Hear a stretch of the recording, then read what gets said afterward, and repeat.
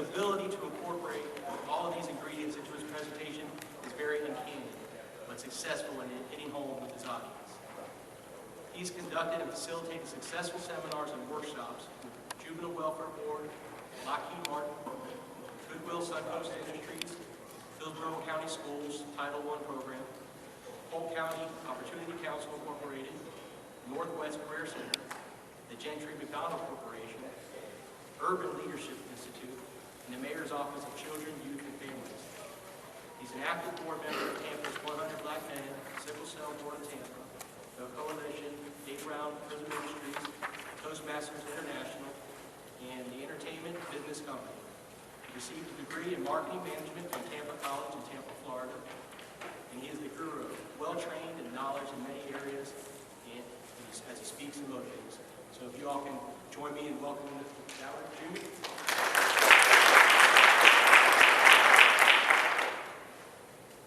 I'm not, just to let you know, I'm not going to stand at the podium long. I do love to move. It was mentioned entertaining and dancing. As a matter of fact, I belong to a group as well, where I am the lead singer of the group, if you will.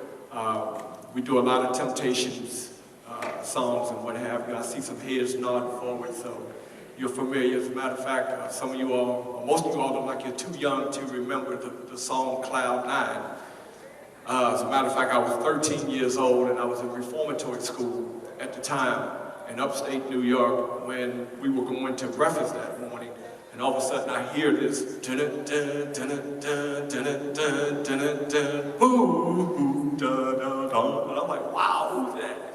And so when they mentioned it was the Temptations, and I said, well, who's the lead singer? They said, Dennis Edwards. I said, oh, wow. So here I am today, imitating him as I perform with my group, Soul to Soul. So I do love music, and for everybody out there, I just want to let you know that June 26th of this year, America will shut down specifically for that day. That day is a Memorial Day. What day? That day is the day that Michael Jackson left us. So June 26th, America shut down. And I'm just going to pay a quick ooh to Michael, and here it is. Thank you very much. So we're here this morning to talk about qualities of a mentor. My mentee, Mr. Tavon Walker, if you could all give him a hand. Being a mentor, and just to let you know, I met this young man when he was 15 years old. He's awesome, and as he continued to grow, he's growing to be an awesome young man that's going to really be a change agent, if you will, in his world in the future. He's 20 years old now, and I'm very proud of him, the strides that he's making. He's currently in community college. He's studying, believe it or not, he's studying to be a teacher, and he wants to teach math. So he's going to be my teacher as well, because of the fact that when I went for my degree, and I was a late bloomer, and I'll share some of that as well, I didn't get my degree until I was 40. However,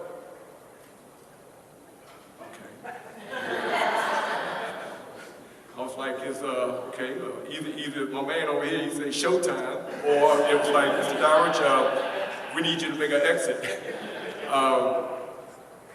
But as I was saying, whoa, goodbye. Well, one good thing, the butterflies and the icebreaker is really taking effect. As I was saying, I got my degree when I was 40, and I will be honest with you, I failed accounting. My degree is in marketing, but I failed accounting, believe it or not, 4 times. And I was about to give up and I was about to quit. However, in the midst of that, I had tutors. People who cared so much that they gave up their time to help me pull through. And as I think back, I think about Abraham Lincoln. As I think back, I think about John F. Kennedy Jr., just to name 2 names, who failed during their studies. who failed while running for office. However, because of perseverance, because of resilience, these two gentlemen, out of a lot of us, stayed in the game, and they wound up accomplishing the feat of getting their degrees, and if not degree, becoming President of the United States. So those are two motivators that I use to help me spur on, yes, even at my ripe old age or young age of 60. So the moral of the story is, you're never done until you're done. And then when you're done, and when I say done, when they put you 6 feet under, what you do here while you're alive creates your legacy. Such as, I mentioned Michael Jackson, I can go on Martin Luther King, etc., etc. Just to give you a little backdrop about my life, if you will, before we really get started.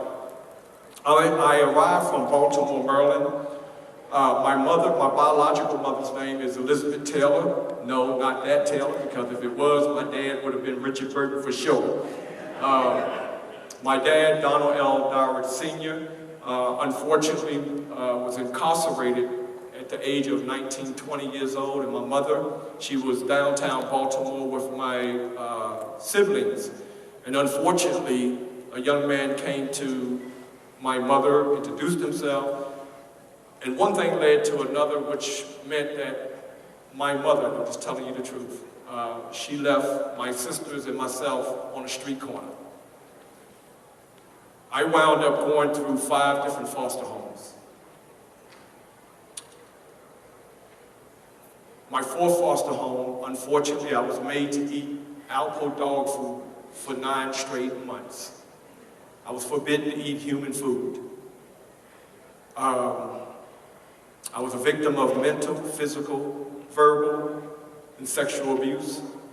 At the age of 7, I had sheets tied around my neck on the 3rd floor where they were attempting to hang me out the window.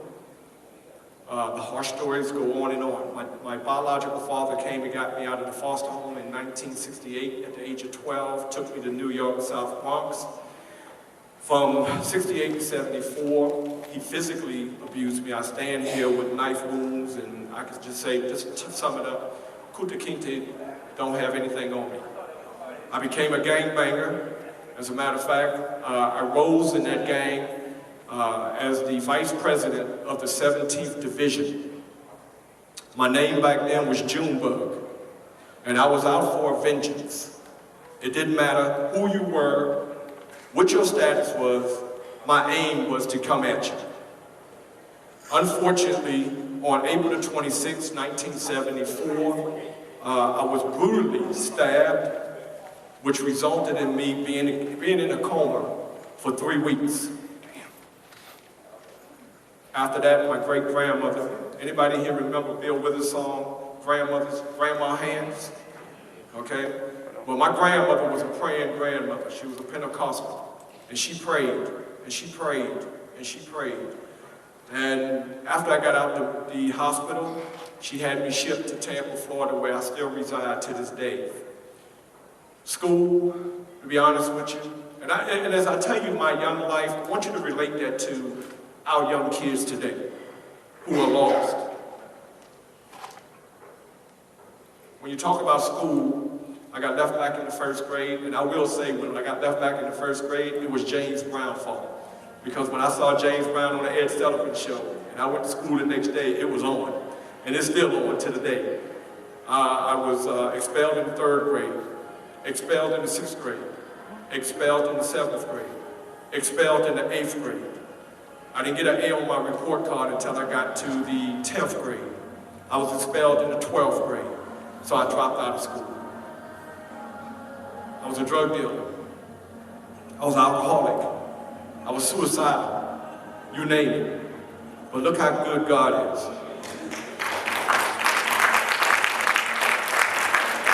I went to the military. I stayed in the military for 5.5 years where I was injured.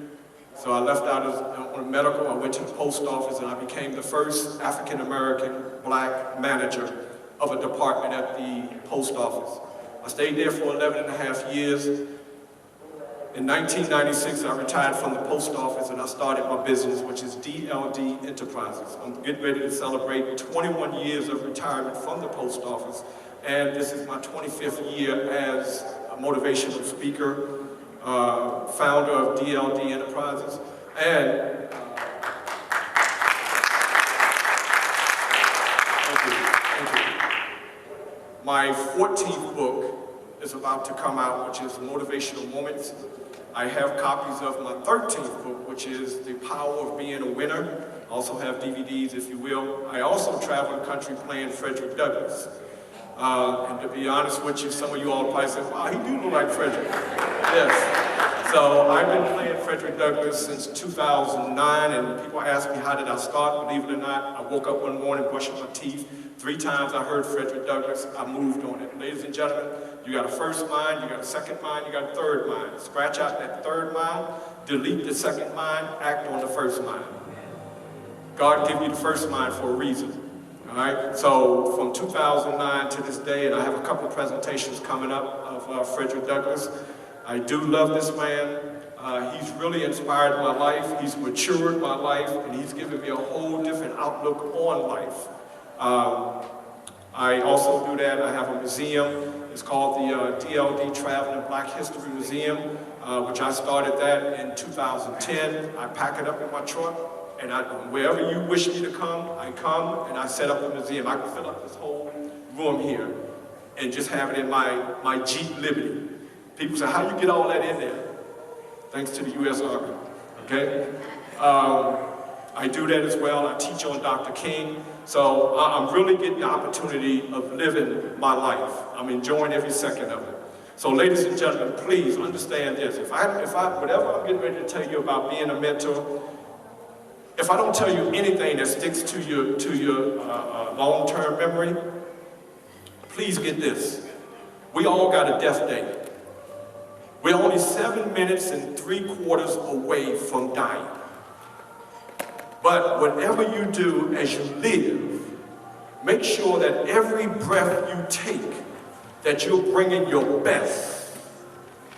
Take 14 minutes out of the 1,440 minutes that we get in a 24-hour span. Take that 14 minutes out of that to study, to plan, to read your Bible, and to stay focused on your goals. No matter what may be going on around you, stay focused on your goals. And when it's time for you to lay down, go down, your legacy will still precede you. Ladies and gentlemen, can we go?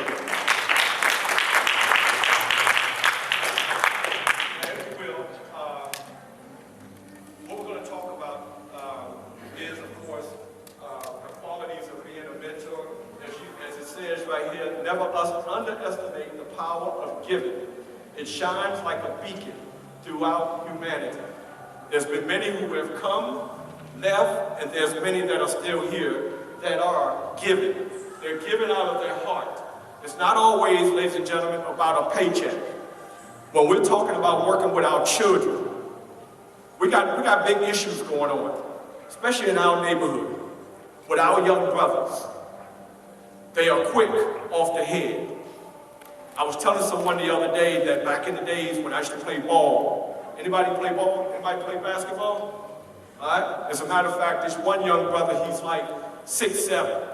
And I asked him, I said, what position you play? He said, I play power forward. I said, what? He said, yeah, I play power forward. I said, son, don't you know back in the days, I was a center back in the days. And he looked down on me, he said, y'all some short people, you know. But the mere fact of it is, I'm telling him, back in the days, when I would go up to get a rebound, all right, yeah, we'll get elbowed, we'll get pushed, we'll get whatever. And we might step over to the side and we might scrap it out. But when it's all said and done, guess what we do? Hey, man, it's all good. All right, pass the ball, man. Let's go, man. Let's go. Whereas today, the same thing, the end result is pop, pop, pop, pop, pop. Unfortunately, this young man did not get a chance to live his life. He's still, believe it or not, under 17 years old. I look at him as they're still in their incubator. They have not even started out yet. But then comes the mentor, someone who grooms that person, that child, and prepare, whether it's a boy or girl. to groom them, to work with them, and show them, the alleys, if you will, and then also show them the boulevards, the park avenues, so they can begin to groom them for a progressive and prosperous, healthy, wealthy existence.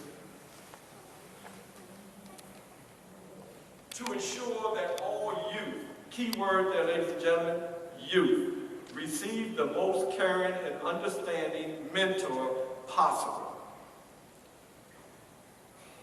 My son, believe it or not, unfortunately, his wife and I, his mother and I, we divorced. It caused some hardship. And because of the way that I was brought up, I didn't really hug my son until he was 16 years old. And I'll always remember when he was at the house with his little partners, sitting on the couch. I went in the kitchen to get some drinks, and when I say drinks, Kool-Aid. I come back out, I issue out the Kool-Aids, and my son is bigger than me. So at the time, I grabbed him, I said, "Come here, son," in front of his boys. And I hugged him. I don't know what came over me, but something said, "Hug your son," in front of everybody. And you know how kids are in front of their boys and their girls, all right? So I hugged him, and I kissed him on his neck right here. He pushed me off, and he said, "Yo, man, I ain't gay." So I gave him the lesson. He comes back the next day, and he said, "Dad, my boys said they wish they had a dad to do that to them." 2 years later, we go into the airport. He drives me to the airport. I get out the car, I got my briefcase and everything. I'm going through the door. He hollers out, Dad, you forgot something." So quite naturally, I'm checking. What did I forget? I go back to the car and I'm looking in the trunk, whatever. I walk off again. He said, "Dad, you forgot something." So I got you know how it is at the airport. You got millions of people walking by, blah, blah, blah. You don't know who is who, what is what. So he shouts out, "Dad, you forgot something." So I'm saying, "What did I forget?" He said, "You forgot to give me a hug." So you know what I told him? I said, "Yo, dude, I ain't gay." So quite naturally, everybody was like, okay, And to this day, I'll be with my son tomorrow. We're celebrating my granddaughter's second birthday here in Orlando. I'll be with him. As soon as we see each other, this is what we're going to do. We're going to hug each other. And he's taller than me. The only thing I don't like what he do when I'm hugging him, because he's taller than me, he has a tendency to take them big old hands and rubbing me in the back of my head. That's why I got a hole back there. Because he's like, "I know you too, Dad." But it's the moral of the point that being there for our children. It's unfortunate, ladies and gentlemen, I see so many of our young brothers. When I speak about my relationship with my son, they'll start crying. I've had some get up and walk out the room. I've had some say that if I see that MF, I'm gonna kick his, all right? Because they don't have that male figure. And it's a shame when they see their dad, if you will, that man figure who's supposed to be their parent on the streets, and they walk by, like I had one kid say that he found out his dad was the drug dealer on the block. Or, for instance, when I spoke at Jessup Correctional Center in Maryland, I had all the gentlemen to get up and, introduce themselves. So the brother that was sitting on the end, Mr. Jefferson, I'll never forget him. He got up and he went around shaking. And he got all the way to the rear, that last seat. How you doing, man? Way back on that last one. You're looking beautiful. All right? Come to find out, that young man that was sitting back there, ladies and gentlemen, you know who he was? That was his son. Mr. Jefferson was doing life. Now, his son is doing life. Because young Jefferson didn't know who his dad was, so he was out on the block doing whatever, all right? Because of the fact that he was hurting for his dad. So, these are some of the subject matters as you see: alarming, violence, what is a mentor, successful mentor. Quite naturally, we won't be able to get through all of that, all right? But if you have, I'm sure you have the handout, so you can take it from there. Ladies and gentlemen, alarming. Too many young black males are BTOB, bringing their own bodies and feeding a starving casket, which is feeding an awaiting cemetery. I remember back in the days, BYOB, bring your own bottle. It's unfortunate that that has changed into bring your own body. God is good because he gave me that 2 weeks ago. And I've been sharing it with everybody. We have to stop these young men from taking their bodies and feeding it to a casket, which is feeding a cemetery. They're too young to be in caskets. As a matter of fact, these brothers that you see in the image there, do you know who they're looking at laying there? They're looking at Freddie Gray in Baltimore. That's who's in the casket, Freddie Gray. Now, I'm not going to get into that subject, but the moral of the story is that it's not so much about what police officers are doing to us, it's what we're doing to ourselves. We are more at fault than the police officers, and I say that with no shame. We have to check ourselves to save ourselves. And our young men, they deserve to live. No matter how they got here, mother and father could have been at a club or whatever, no matter how, they're here for a reason, there's a purpose. We have to help them discover their true reasoning for their life. And ladies and gentlemen, their true purpose for their life is not incarceration, it's not death, it's not walking around twirling, grabbing their jocks with their pants sagging. Oh man, the young brothers that I work with, I'm quick to tell them, like, yo dude, we can go there, but look, next time I see you twirling and grabbing, we on. Now you go to your trunk. You go ahead and go to your trunk, because I'm going to go quicker before you get to your trunk. And they look at me and say, Mr. D, you crazy, man. Are you still on them drugs from yesterday? I let them know I'm high on LIFE, life.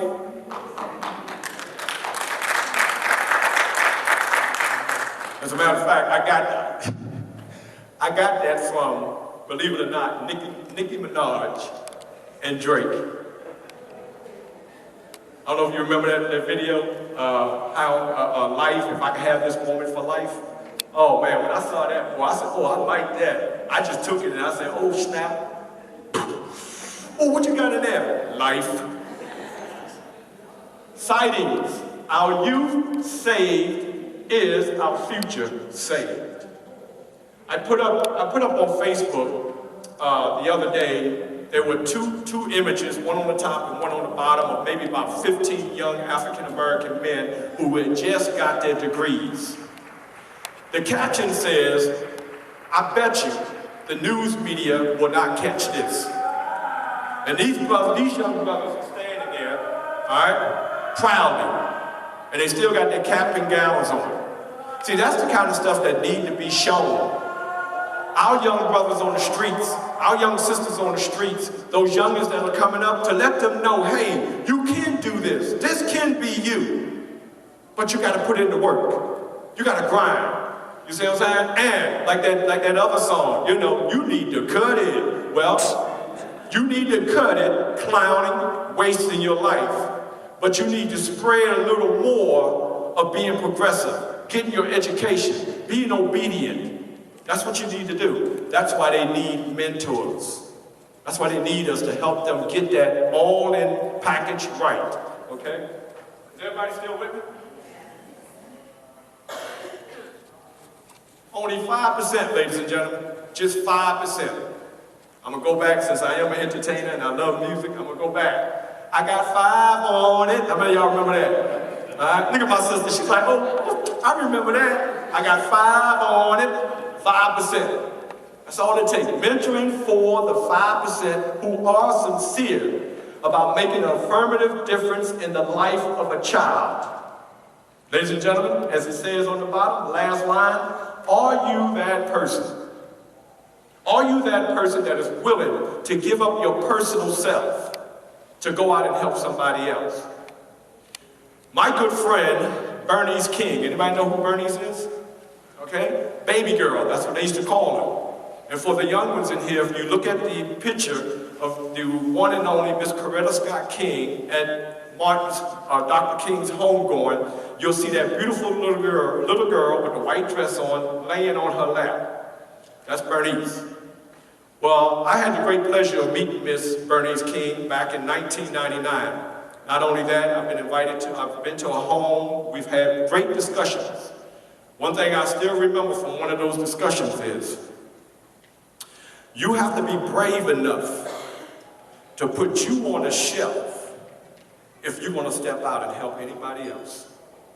Because what happens is, if we don't put ourselves on a shelf, ourselves will get in the way of helping someone else. Because what that means basically, instead of being about that child, it turns into being about me. So in other words, I'm talking more about myself to that child than how I can talk about that child being better than he is. Talk about opening up the window, the globe, if you will, of the world, so that child could use these visions here to see what's out there, to help him reach his, her goals. I call my vision, I call it the 180-degree eye span. I learned how to use this not because I was in sociology class, but I learned how to use this vision on the block. Because believe it or not, on the block, you're always watching your back. So I am professor of the 180-degree eye span. So this is what we teach to our children, our youth, how to use their vision, but how to connect the vision to the mind, how to connect the mind to that little lump in the back of our heads inside, which is located the membrane, and how to use that to our advantage. And if we can get that down to our young people, they will know that, okay, well, let me turn it on so that I can see directly where I'm going, despite everything else, the distractions that may come around me. Because everybody here, believe me, each one of us in here, guess what we all got? I don't know each one of you all, but we got something to say. We have problems. But the great thing about it is, your problems are not overshadowing you. You are overshadowing the problems. We need to teach that to our youngins. Moving on. I noticed in your handout, it might be too small for you, but in one sentence, explain why you are or wish to be a mentor. So let's do that this way. Do anybody want to stand up and just answer that question? The floor is open. Sir. And thank you very much. Well, I grew up with just a single mom, and my mom got married to my stepfather when I was very young, and he always beat her. I used to watch him beat her when I was growing up. They divorced by the time I was 7. Nobody ever told me I was smart growing up, except my mom, because she was supposed to. So I didn't buy it. So I graduated high school with a 2.0. When I got to the military, they told me I was smart. I believed it. I got a bachelor's degree with 3.8 and a master's degree with a 4.0. So I'm trying to teach the young kids today, I'm the one telling them they're smart. I'm the one telling them they're doing it. And I take them on college visits, even in the 5th grade. One more?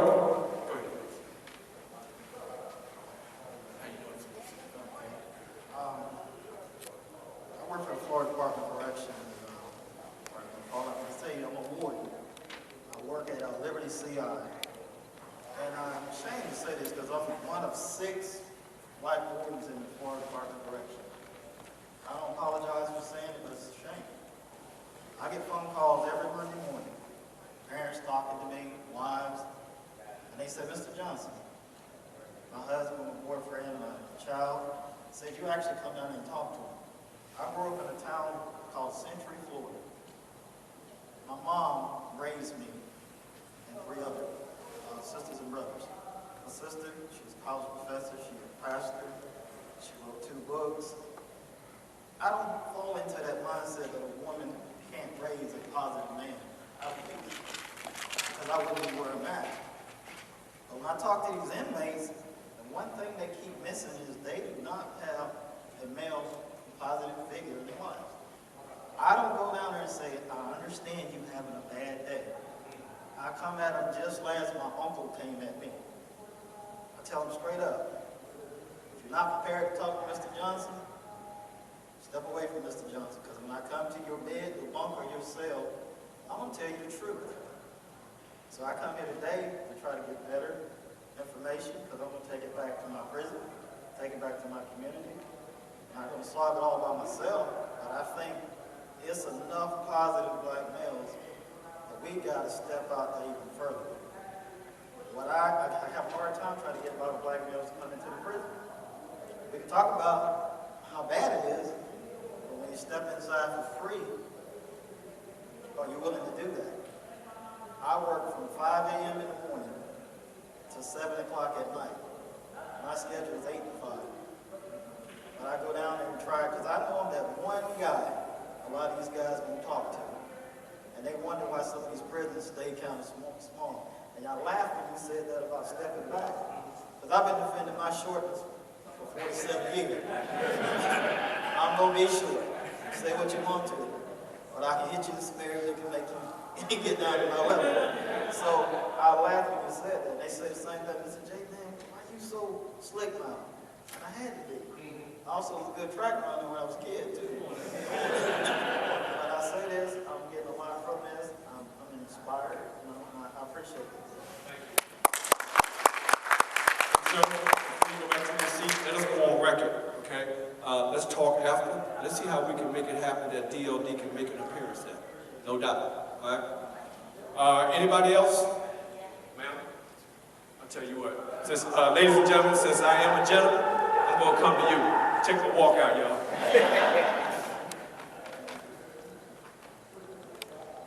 Good morning, everybody. My name is Shonda Lauren. I work with the Orange County Sheriff's Office, and I am a school resource officer. So I see a lot of young ladies and men that it's apparent that they don't have mentors in their life. And a lot of them, a lot of people are quick to write them off, saying that it's behavior and everything else. But when you dig and scratch beneath the surface and you see their home life, a lot of them are from single-parent homes. They've been through traumatic experiences and everything else. And when you take the time to actually talk to them, they'll tell you, you know, home life, there's no structure, there's nothing. They don't have any type of role model to say, pull them to the side and say, hey, when they're having a difficult time, this is what you need to do to get back on the right track. So for me, being in the school system and having experienced so many young people that don't have that structure at home, that don't have any type of mentor, that are going wayward, I said that it's an opportunity for me to step in and say, if I could just reach one and affect that change in them, they can then take that and pay it forward and, you know, help somebody else along the way. And that's what it's all about. Because I've had people in my life that have helped me, mentored me, and helped me to pay it forward. So that's my goal. Also, since you are in the school system, I'd like to talk with you as well. Ladies and gentlemen, she said something. It takes one. If we can reach one. I don't know how many of you all heard the story about the seashells on the beach. Why are you throwing them seashells back in the water? All they're going to do is just brush right back up.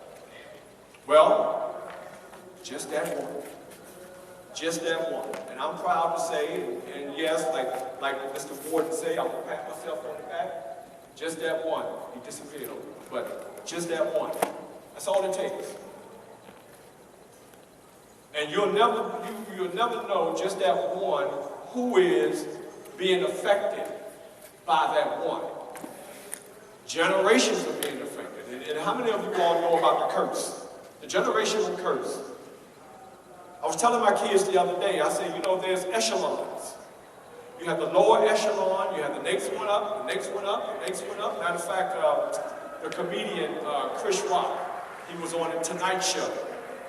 And he was, I forgot the brother who's the host, but anyway, he was saying he was at the White House for the going away party for the Obamas. He was standing there talking to Miss Obama, Mrs. Obama. They got into a conversation, so Miss Obama came out. She said, you know, Chris, I don't know what I'm going to do after this. So Chris came back, he fired back, and he says, well, there are jobs out there hiring. He said, there's jobs out there hiring, Miss Obama. And he said that, as soon as he said that, Oprah walked by, and Miss Obama did one of these numbers. Hey, Oprah, let me talk to you. You know, so he said, well, you know what? I knew then that I wasn't in that echelon. I needed to be in my echelon. So he said, Jay-Z came by, and then they struck up a conversation. And the whole time that he was there from that point on, Jay-Z and him were together. So the echelons, like I tell them, is that, no pun intended, because I've been there. How many of you all been here? How many of you all had that refrigerator that was empty? How many of you all had that time when there might have been some molded bread in the refrigerator, but that's all you had? How many of you all ever made those, well, I went deeper than that. Yeah, I went deeper than that. I had banana, bologna, cheese, and on molded bread. Cereal with water. And not only that, think about when the kids nowadays, oh, I want a Mountain Dew with my dinner. I'm thinking back in the days, it was sugar water. That's right, it was sugar water. I remember those days. Or I remember when they had the washing machine in the kitchen and the ones where you had to wring it out. The clothes would come through. I'm sitting at the table eating, and all I'm smelling going up my nostrils is bleach. Or I remember those 3-day meals, red kidney beans. No rice, just the beans. That's why today, me and kidney beans, we don't get along. All right? How many of you all like peanut butter? All right? I remember those peanut butter days. That's why, no pun intended, me and peanut butter do not get along. I'll eat it if I have to, but other than that, it's something that affects my scope here. That, okay, peanut butter, I got nothing but love for you, baby, but I'll holler at you later. All right? Thank you all for the ones who stood up and gave their time. Moving on. What is a mentor? All right? As you see, who can be a mentor? Really, everybody out here, yes, you can be a mentor. Mentors come in all colors, shapes, size, sexual, whatever. Male, female, whatever. All right? Kinsmen, community elders, older siblings, parents, teachers, counselors, coaches, and business persons. Staying on who for a second. How many of you all know any young men or young girls who are the head of the household? In other words, all right, there's no father figure there, all right, but it's just the mother, and there's 4 and 5 other kids, but that older one, he is per se the man of the house. Or that older girl, all right, she is per se, even though there's a mother in the house, she's still the mother of the house. She's the one that has to go to work, go to school, all right, come home from school, and she might be involved in sports, extracurricular activities, but guess what, ladies and gentlemen? She has to go home and take care of those little siblings because mom might be sick, mom might have an issue, mom might have problems or something. But it's that young one has to go home and be the grown-up. What do you think that does to that one that has to go home to be the grown-up? It cuts into their childhood. It cuts into their childhood, and I'm speaking from experience. All right? What happens is when that person becomes that adult, now you got other adults who had it made per se. This is what they say. Hey man, why don't you grow up, man? You're a grown man, why don't you grow up? But they don't understand what this grown man has been through in his childhood. They don't understand what this grown lady here has been through in her what? Childhood. Traits. Your character.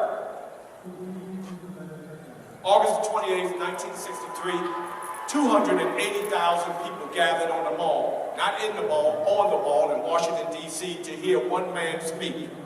That one man was no other than Dr. Martin Luther King Jr. As a result of that I Have a Dream speech, March on Washington, that next year, they took us from our black school, Turner Station Elementary, they bused us to an all-white school, Dundalk Elementary. So I was part of that first group of blacks to go to a white school. Ladies and gentlemen, I have you know, when we rolled up on that yellow bus, outside what we saw,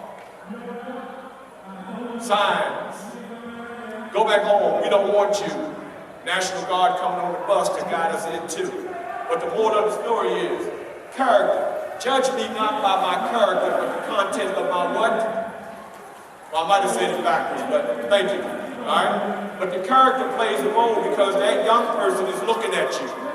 What character are you bringing to that child that child might want to pattern themselves after? So that means you have to be on your best. You have to bring your best to the table. Your goals. What goals are you going to issue to that young person? To give them the sighting to want to even grow up to go for a goal. Now, we're not talking about kicking a field goal, but we're talking about a goal of aspiration. What difference can that child make because of you in their life? Motivated. How are you turning that child's motor on? See how I said that? How are you turning that child's motor on to inspire that child? How many of you all, when school, the last day of school, your children or the children you work with, they probably said, you know what, good riddance, I'm done. Yes, no more school, I'm going home and I'm going to sleep the whole summer. Or better yet, how about Saturday mornings? How many of you all have issues getting your child up on Saturday mornings? All right? Oh, my sister, she said, no. All right? Or how about this during the weekday? Oh, do I have to, man? I don't feel like it, man. And the whole day, that child might run through school the whole day with an attitude because of the fact that she had to do what? Get up. Motivated. Are your children motivated? The biggest thing that our young people do not understand, all right, when you talk about being motivated, you can get a lot done when you're motivated as opposed to not being motivated. The hardest thing to do, ladies and gentlemen, is to move. The easiest thing to do is to turn over and go back to sleep. Being positive. A lot of times we say I'm positive, but the real question is, ladies and gentlemen, are you really positive? What do I mean by that? It's one thing to speak it, but is it in the fiber of you? I tell people right now, if they cut me open, when it's my time to be on that table, you know what they're going to find inside of me? They're going to find little positive people running around inside of me, giggling and laughing and what have you. I think the funeral director going to be tripping because they're going to open me up and right? So being positive, it's the fiber, it's down in my bones. That's how much I love it, being positive. We have to take that out of us and transfer it to our young people so they can know the advantages. There's advantages of being positive. You know the old saying, don't burn your bridges? Well, guess what? NFL. I mean, to you, sir, to you, what is NFL? National Football League. You know what to me it is? Navigate favor in your lifetime. Somebody gonna get that. You might want to write that down, so I'll say it again. Navigate favor in your lifetime, or in my lifetime. I'll say it again. Navigate favor in my lifetime. I mean, who in here know what BET stands for? Shout it out if you know what it stands for. In my world, bound to excel and triumph. Bound to excel and triumph. I'll say it again. Bound to excel and triumph. How many of us you listen to rap? Anybody here listen to rap? Let's be real. Alright? My new number one rapper is Kodak White. See if anybody get that. When I tell my kids, they're like, no, Mr. D, that's Kodak Black. Kodak Black. I said, I know, I'm just gonna see if you're there with me. But my number one rapper is no other than my man, Rick Voss. Maybach music. Huh? I eat that up. But R.A.P. spells rap. Well, how about this? Realize your altitude power. Realize your altitude power. In other words, ladies and gentlemen, we are flying at an altitude of 5,000 feet. The only thing you see up there, you might see clouds, but once you get above the clouds, ladies and gentlemen, what do you see? Blue skies. I live my life on altitude, ladies and gentlemen, and I'm no better than anybody in here. I don't even tolerate altitude. I go to altitude because it keeps me happy, it keeps me grounded, it keeps me molded. So realize your altitude power. Protect it. To protect yourself and to protect that child. To stand tall for that child. To stand in the gap for that child. To be, sometimes even to be that child's voice piece. To sometimes to go in that conference room. To sometimes to go speak to that teacher. To sometimes even go to the pastor. Sometimes if that child's in trouble and got to go to see the warden, if you will. You are the mediator for that child. Well, are you able to stand in that gap for that child? To protect it. Respect. Respect. Anybody know what the #1 song with that name in it? Aretha Franklin, Respect. And then you got, that other song, Respect Yourself. I can't remember the group. No, not that, not before Salt and Pepper. Who? I'm sorry? The Staple Singers, all right? This word right here, respect, if you take the F-U-L off, all right, just leave respect, all right? That's a big portion of America. That's a big portion of a human being. Generating respect. Ladies and gentlemen, do I give him respect or do he earn that respect? Earn. We have to learn, teach our youngins to earn that respect. Pull your pants up. Stop twirling. Young lady, put some more clothes on. Respect yourself. Don't let any thug, that's right, I said it, thug, come up to you like, yo, girl, what up, girl? Girl, look at you sure look fine. Get them digits. You know, back in the days, it was like, yo, girl, let me put that number in my black book. And it's a shame because, look, a lot of our girls, this is what they say, no pun intended, but he's so fine, though. 9 months later, I hate him. Girl, what? You what? Click.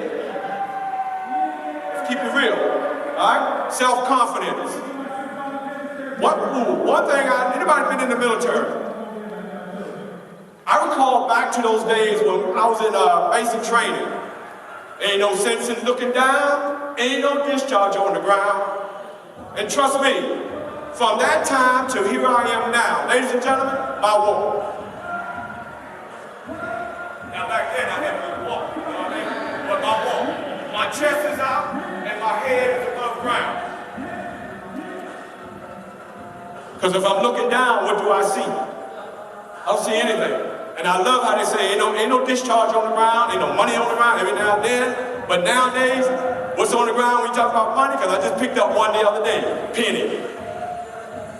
But when you walking with your head up, your chest out, that means you have confidence about yourself. And when you have confidence about yourself, you know what it do? It attracts. People want to be around you because there's something about you. That's that flavor you got. People want some of that. And now they're scratching their head. Why is he so happy? Why is she walking around so bright? It's the gleam that you bring to it. Now, when we transfer that off of us to our children, what that says, when they go to school, other kids want to what? They want to be around them, even though they might try to turn them down. But guess what? That's that oak tree, standing tall and looking good. Now they figure they can't turn them down. Now they want to be a part of it. And self-esteem. When I started getting my motivation together, I would stand in the mirror and I would look at myself and I would sing to myself, I'm so happy. I would even go to work singing that. My boss would be like, excuse me, Mr. Dowers, this is a workplace. And when I get upset, I look back at him, I'm so happy. Feel good about yourself. Everybody please, repeat after me. I'm so happy. Oh, y'all sounded weak. Let's try it again. I'm so happy. Man, y'all sound like the DLD mass choir. Offering time. Right. Okay, the roles of a mentor. I know time is ticking. Face-to-face contact. All right? Make sure you connect with that young person. Make sure he sees you. It ain't always about picking up the cell phone. Be physical with them so they can see that, hey, you do is this. Relationship with the family members. Back in the days, I had a group called KDIWD, Kids Doing It Without Drugs. And I would go around and I'll pick these young men up in my 280Z. How many of y'all remember the old 280Z? The Datsun, the Nissan. And I'm riding down the street with the back open and they stuffed in there like sardines. Well, I recall one time I'm going over to the parents' house to pick up the child. The mother, she comes out of her mouth and she said, look, Mr. Don, I'm going over to introduce myself. She said, I don't care who you are, just take the boy. Just take him. And I had a discussion with her. I said, ma'am, the worst thing you can do is just say take him, because you don't know who I am. I could be a pedophile, I could be a murderer, I could be Jeffrey Dahmer, you don't know who I am. So before I took that boy, I sat down and I had a discussion with that young lady to let her know exactly who I am. I opened up to give her me, so she'll know who her son is with. I gave her my phone number as well. Call me.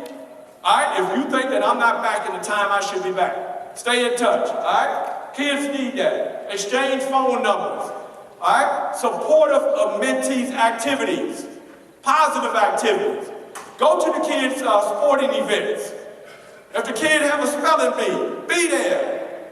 If the kid asks you to be there, if you're so concerned about that child and if you're in that child's life and the child asks you to be there, sometimes you just have to X out your personal to be there for that kid. You don't know what that does to a child.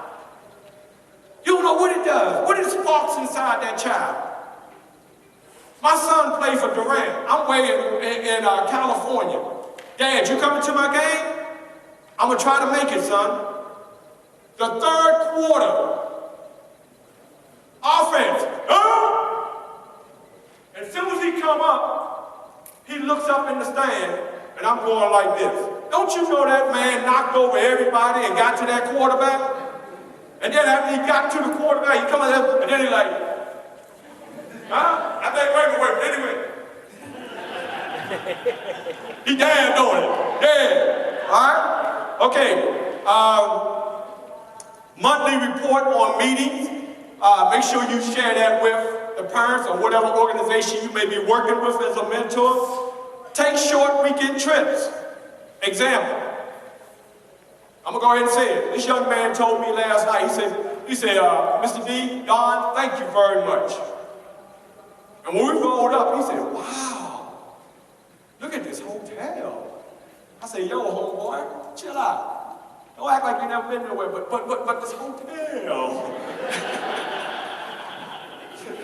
I say, young homie, I'm sorry, y'all, you know, I keep it real. I like, yo, young homie, enjoy, okay, we'll get over it. It's gonna be all right. It's gonna be all right. You know, I'm just joshing with him. All right, take weekend trips with him, all right? Oh, here's a big one. Invite that young man, lady, to church. I don't have anything to wear. Come as you want. Jeans, shorts, a skirt, whatever. T-shirt, whatever. Come as you are. The rewards, young man went, I literally dragged this young man to church one time. I don't want to go. And his mother was like, take him to church, Mr. D. I don't want to go. After I took him home after church the next weekend, I wasn't going to take him. He called me Sunday morning. Mr. Don Ridge, can I go to church with you? And I'm crazy like that. I said, no. Slammed the phone up. But I called him back. I said, be ready. 15 minutes, homie. Yeah.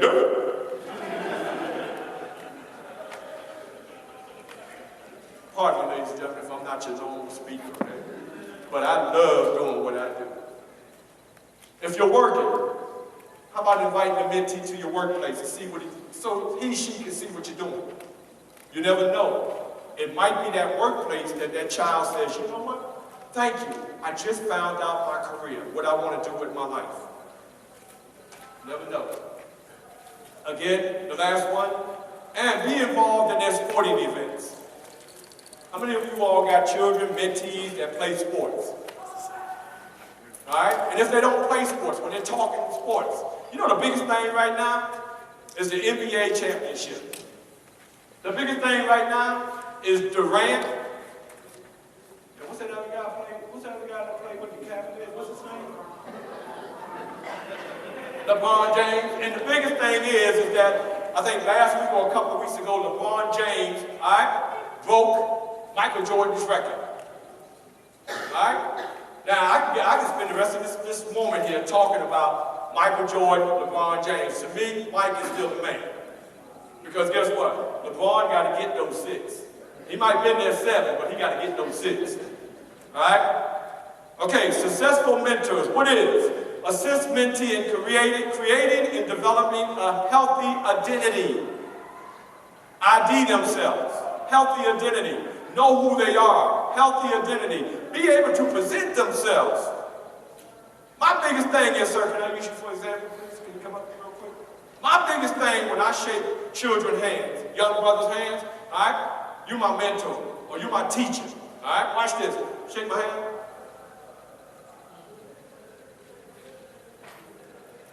My biggest thing when I'm shaking hands, you the child now, all right? My biggest thing when I'm shaking hands, I'm like this. Give me eyes. Give me eyes. That's what I do. All right? And I'll tell my dad, say, give me eyes, and I'll give you some love. Get off me. And that's what they do. They laugh. And they be like, Mr. D, you all right? No, Mr. D, you another. I say, get back. Get back. No, we don't play that. All right? But it's the mere fact, thank you. Let's give my man a hand. It's the mere fact of giving that young person identity about themselves. Self-assurance. It was told to me, when you look another man in the eyes, the last thing another man or woman can do, they can dominate you. That's going to make them respect you automatically. Because you looking at them. My pupils, when I look you in the eye, my pupil, it opens. Because I want to see the whole scope of you. I want to discern you. I want to read all about you as much as I can within that moment of handshake. As a matter of fact, when I shook Dr. Martin Luther King III, when I shook his hands, there was something that radiated all up my hand to my body, and I said, I'm sorry, sir, because I started crying. Tears were rolling out my eyes. It wasn't about him, it was who? His dad. So when I'm shaking these young brothers' hands, I'm looking them. I want them to look me in my eyes. These young sisters, look me in my eyes. Stand tall. Recognize. Game, recognize, game. Build up their belief in themselves. I am somebody. I stand tall. I am going somewhere in my life. I stand tall. Nobody can take me out of my scope because I have vision. I stand tall. I know where I come from. I might have to go through, but I stand tall. I have these kids stand up and repeat that because I want them to recognize who they are. When I tell them, when you get up in the morning and you brushing your teeth, like all of us, we all guilty of doing this. When we're brushing our teeth in the morning, there's times that we're really not looking ourselves in the eye. We're looking here, we're looking here, we're looking here, but are we looking at us? Are we getting the full scope of who we are? So I tell the kids that. Look at yourself. Approve yourself. Oh, love yourself. Nobody don't love me. Anybody say that before? Nobody don't love me. You ever heard a kid say that? Nobody don't love me. I've said it. That's what led me on the suicidal path. Because I didn't know how to love who. I didn't know how to love myself. Ladies and gentlemen, to be honest with you, the greatest person in this world is sitting in this room. The greatest person in this room, the greatest person in the world is sitting right here with us this morning. Some of you all are looking around. You don't have to look around. All you need to do is pull out the mirror and you'll see that person. You are the greatest person in the world. Share that with the youngins. Let them know they are the greatest of the world. Okay? All right. As we move on, all right, I'm going to go down to the last one. Understand the mentee and their perspective. What kills me about people my age when they say all kids are dumb. These kids, they get on my nerves. They ain't going no. Well, if you have a conversation with some of these young people, you'll see they're very intelligent. They will tell you things that you don't even know. Make you go and pull it up on your phone. So please do not underestimate our children. Love our children. Time flies when you're having fun. PYD. Anybody ever heard of PYD? All right, Michael Jackson say PYT, pretty young thing. This is PYD. Positive youth development. Just to run through it real quick. Positive experiences, positive relationship, and positive environment. Taking a child from a negative environment and grooming that child for that positive environment so they can get used to it, get to know it, and enjoy it. All right? Stages of mentor-mentee. 0 to 3 months. That's the testing time. Because to be honest with you, when we step in a child's life that first day, how many of you all know what's going on in that child's mind? What question is that child asking you in his mind? Okay, here we go. What you want? How long are you going to be around me? How long are you going to be around me? Or you just like the rest of it? Man, get out of my face. I don't want to hear that. But then, after that 3-minute period, that 3-month period, then you go to the 6 months. They building trust in you. Now they go from, what you want? Man, you just like the best of it. Now it's like, yo, you come around today? You can feel it in there, you can hear it, you can feel the joy they got. All right? And then when they come around you, what they doing? Hey, how you doing, man? Good to see you. And you come back, man, get off me. Get in the car, let's go. All right? Because now they're getting used to you. They know that you are what? For real. You're there to make an impact. So now they're opening up to you. All right? Goal setting. Now you start talking to them about their goal settings and helping them solve the problems that they have that they cannot solve on their own, or they cannot find the answer at their home. Here you come. Dun, dun, dun, dun, dun, dun, dun, dun. All right? If you male, here you come. Superman. If you female, since the movie is out now, Wonder Woman. Look at my girl back there. Go ahead on, sister, my girl went. All right? And last but not least, the building. This is the building or the termination. They're going to evaluate you. 12 months, whether you done your job and they still want to be with you, or it's like, yo, look at here, I'm giving you the pink slip. See you later. But if you're doing what you're supposed to do as that mentor, guess what? You got a mentee for life. Anybody here got a mentee for life? They're constantly around you. They're almost, look, let's take it one step further. You have a new child. Watch this, watch this.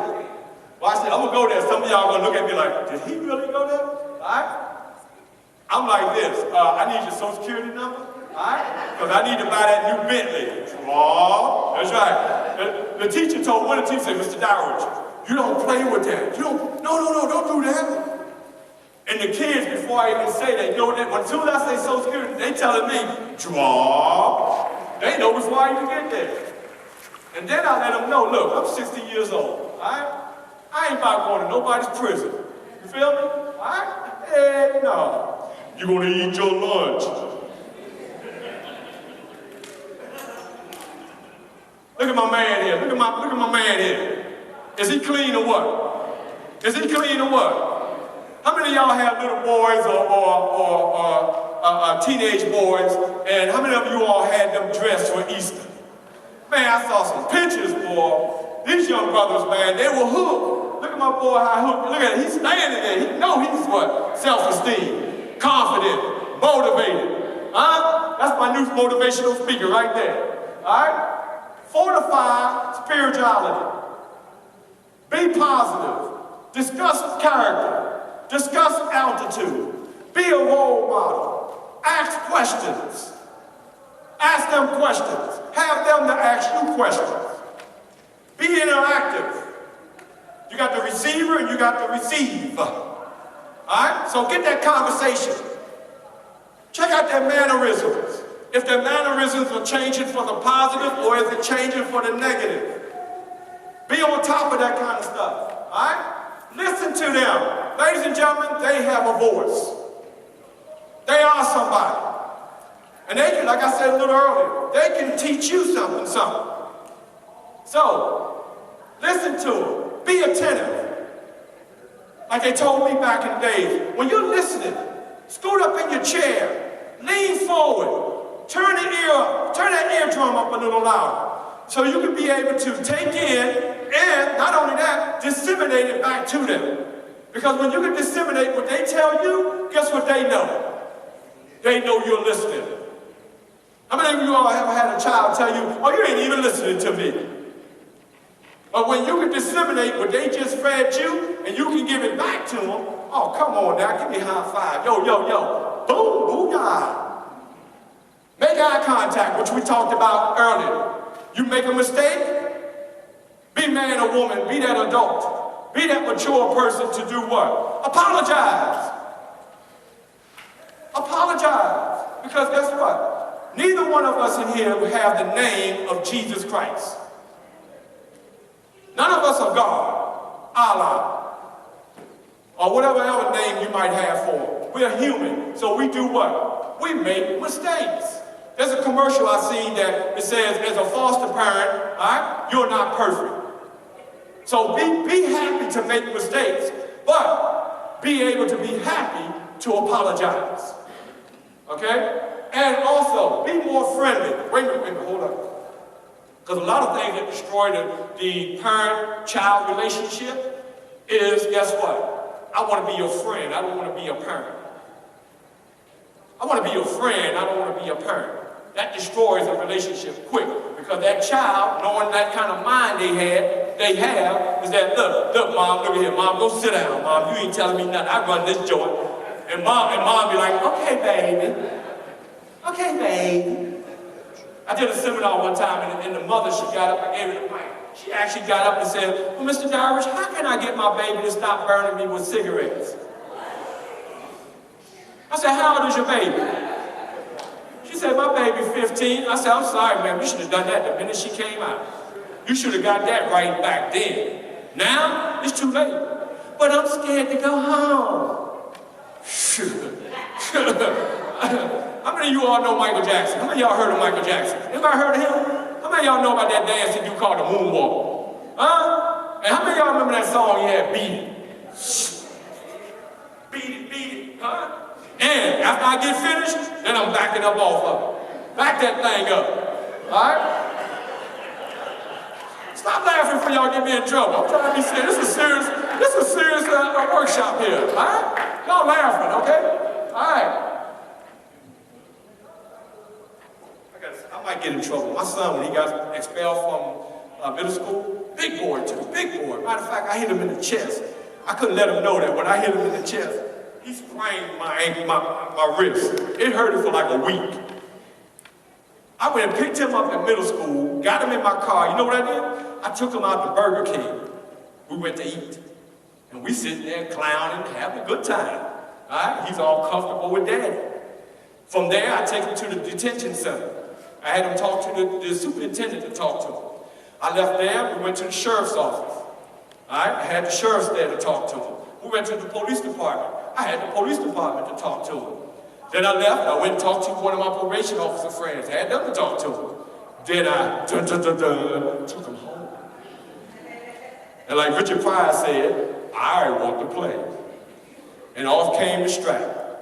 I tell the kids, I said, yeah, I'm strapped. They're like, whoa. I said, no, I got that strap on.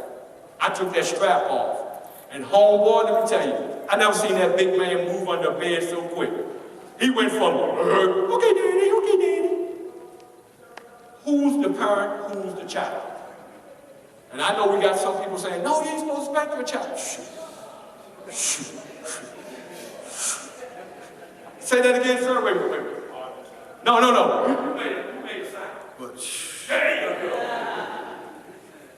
And even now, my son is 38 years old, this tall. One day I walked up on him, he didn't see me coming. Mother.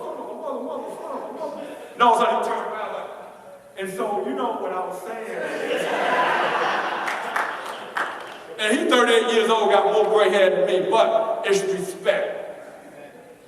And when he was younger, I told him, I said, son, don't never fear me. Don't never fear me. But you better respect me. The philosophy is simple. All kids, whether rich or poor, need the same thing. The key is to use that image of what they believe is the pot of gold as a way to get their attention. BET, Game Boy, Nintendo. When I go out sometimes, yeah, I have my watches on. I love watches. I got 1,000 watches. Sometimes I have my watches on. First thing when I walk in there, they checking me. Sometimes I got my jeans on, I got my Jordans on, I got a nice t-shirt on, all right, with a positive message on it, and I got a nice watch on. When I walk in there, what you think the kids are looking at? They're looking at that watch, they're looking at my Jordans. And sometimes when I roll up in there just like that. Like, yo, what up, homie? Today we're going to get down. Yeah, I'm the real D. I'm going to be around. We're going to take this thing to another level. Whoa, check me out. We're going to work several. Watch me how I roll my 6 around here to fix your mind and pull you up out of a mix. And then they be like, Mr. D, I bet you can't move. I bet you can't move. And then if they really get me, I go Superman on them.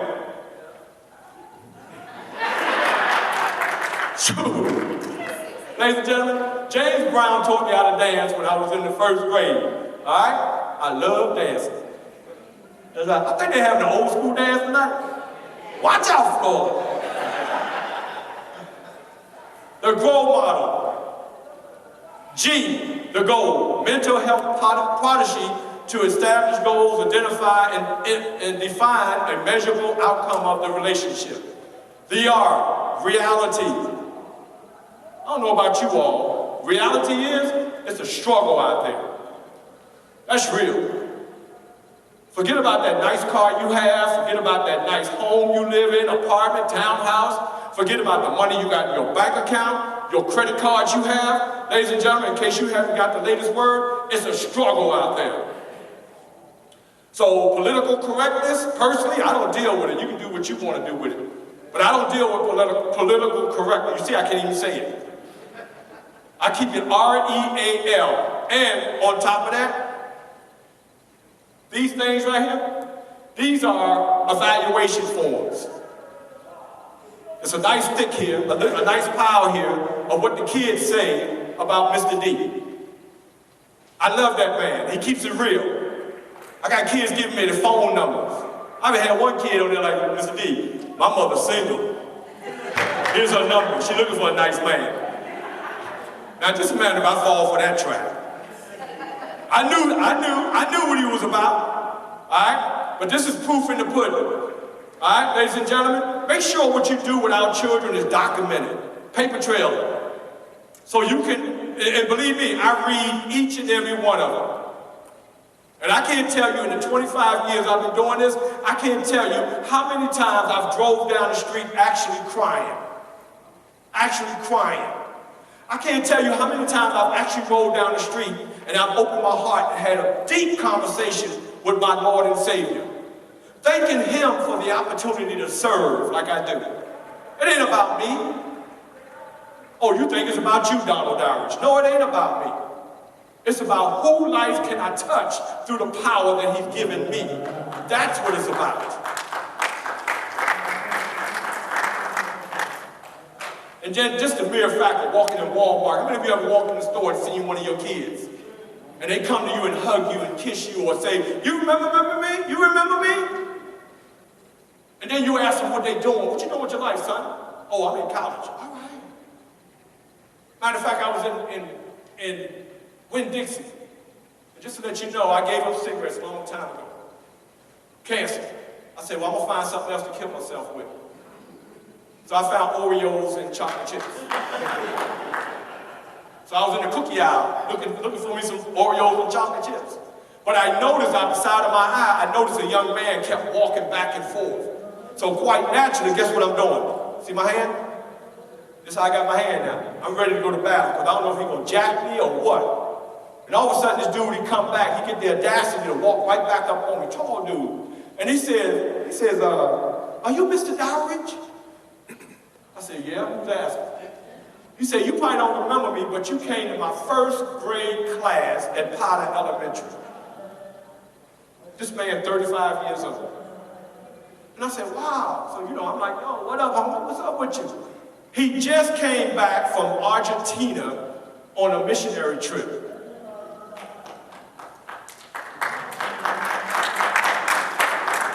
So me being the guy I am, you know, I'm about ready to pay for cookies to get my sweetness on. I take my cookie money and I say, yo, right here, take this, man. He said, no, Mr. D. I said, yo, take it. Okay, Mr. D. But he didn't know I had a credit card. So I still got my cookies. Oh, since I got this little minute, can I give you, and some of you all probably won't be able to take this, but can I give you my funeral? I've already planned my funeral. Look at my boy, was like, he like, huh? Well, I talked to the funeral director and I told him this, I gave him the description I've already paid for and how I want my funeral to be. I said, look, I don't want no flowers. I don't want no flowers. He said, huh? I said, this is what I want. At the foot of my casket, I want 1, 2, 3 large prototypes of Oreo cookies. At the head, I want 1, 2, 3 large prototypes of chocolate chip cookies. As a matter of fact, when you prepare me to be in that casket, I don't want my mouth shut. I want it open. I want cookie crumbs on my tongue. I want a cookie in my hand. I want my arm up just like this with a cookie in it that's been bit off, the crumbs on my tongue. I want a pack of Oreo cookies on my chest. I want the pack open, and I want that one cookie to be this cookie. He said, huh? I said, yeah, that's what I want, because I love Oreos and chocolate chips like that.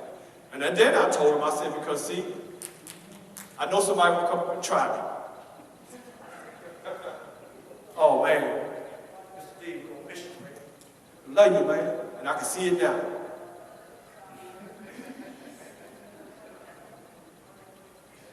And all I'm going to do, I'm laying there, get your hand on my cookie.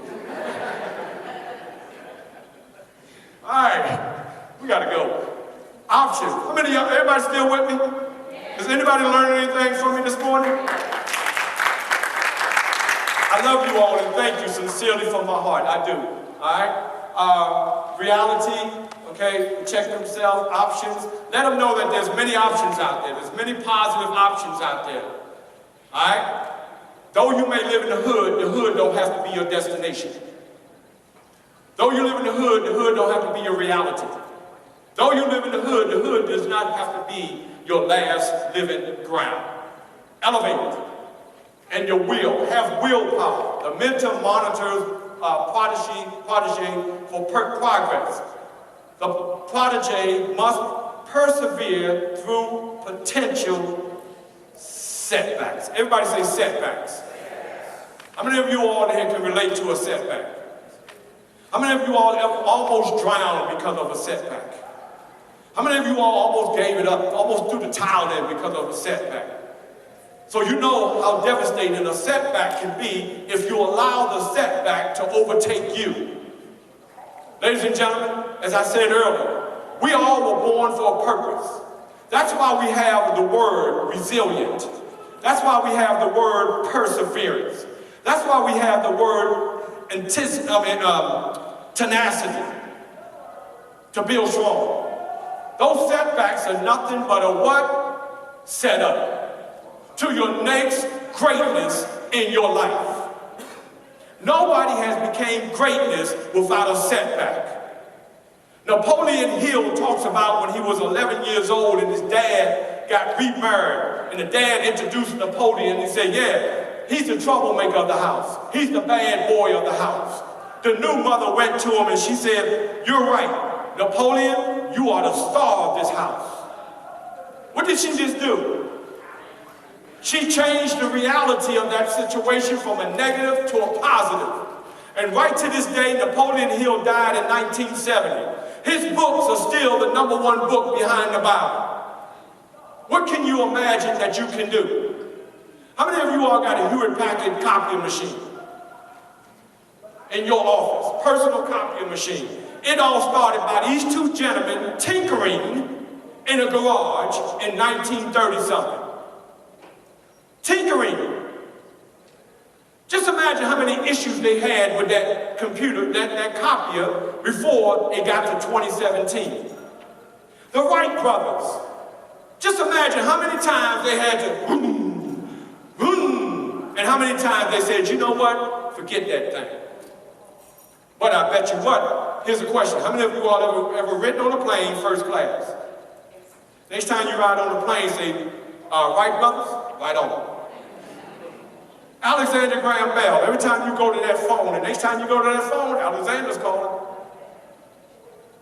The setback is no more than to set you up for your next progressive move in your life. Stand tall. Look at yourself in the mirror. See how beautiful you are. And ladies and gentlemen, from this point on, if I say nothing else, start using more than the 10% that they give you credit for. They say we only use 10% of this thing called the brain. Dig deep into it, no matter how many headaches, migraines you might have, but dig into it because your next great invention is hiding in the molecules, in the cellules of that brain. Because here, between the two ears, is your acres of diamonds. And if anybody here ever said, I'm poor, I'm broke, get into your diamonds. And then go cash the checks. A mentor's pledge. Anybody brave enough to read that? Real loud so we can all hear? I'll bring the mic to you.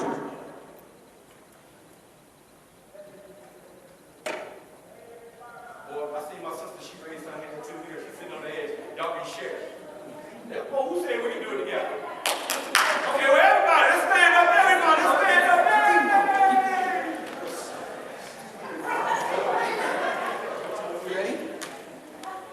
As a mentor, I promise I will, without exception, perform at my best while in the presence of my mentee. For he, she relies on me for proper guidance at all times. I will go out to lead a mentee to a successful existence.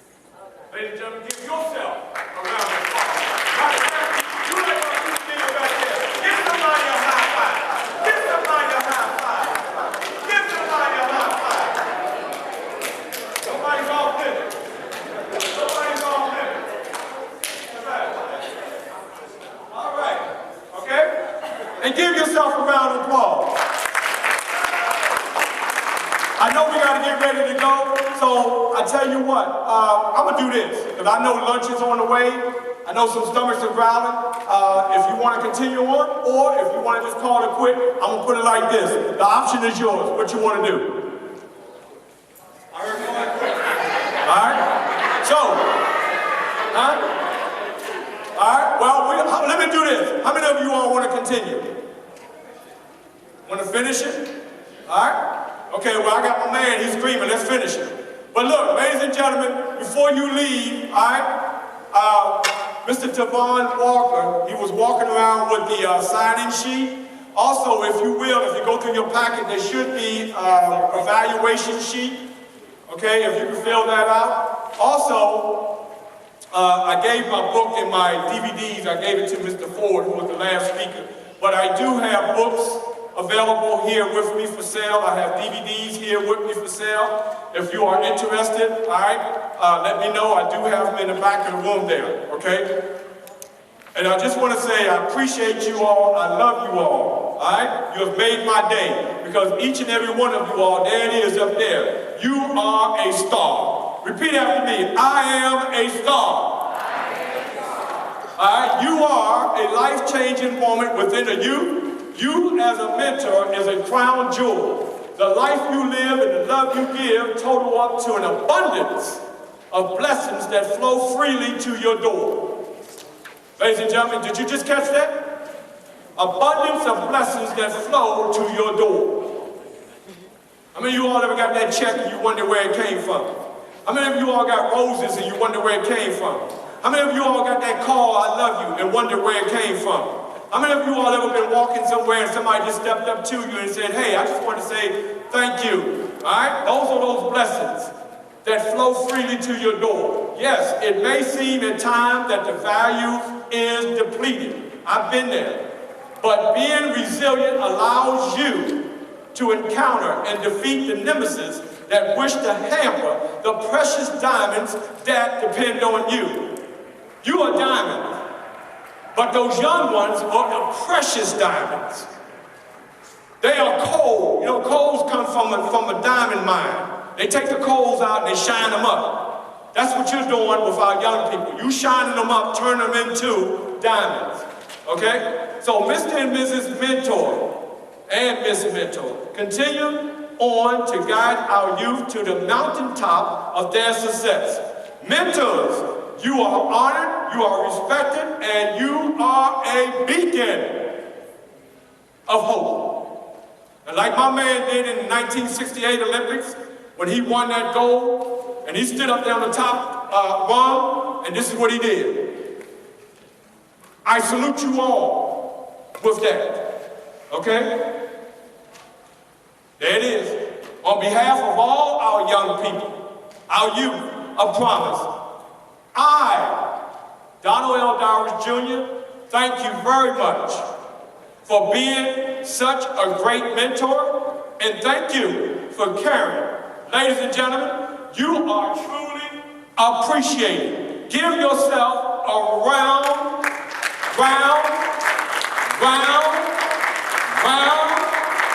break it down, round. Oh, wait a minute, I feel one. What your band self. Say it loud. Give yourself a round of applause. And that ends our sessions. All right, I thank you very much for taking the time out to come and join us this morning. May God forever shine a light on your every walk that you take in your lifetime. If you are interested in purchasing a book or a DVD, just let me know. I got you. God bless you. Thank you.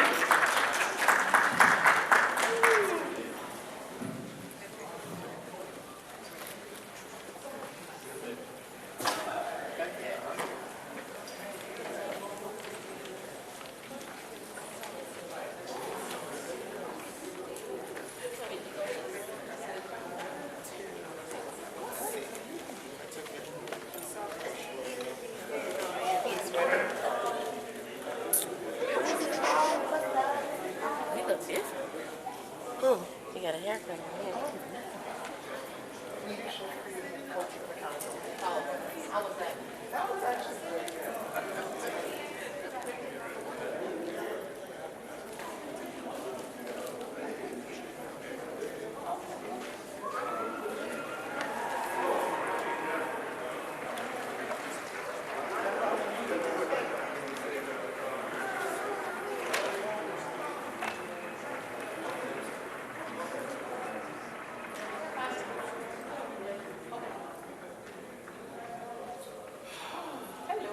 How are you? Excellent. You're not freezing in here? Okay. This is gonna be your girl. When I do put on a chill, I'm gonna put it on a low wall. Right. So then you're not just being cute, you're prepared. You hear me?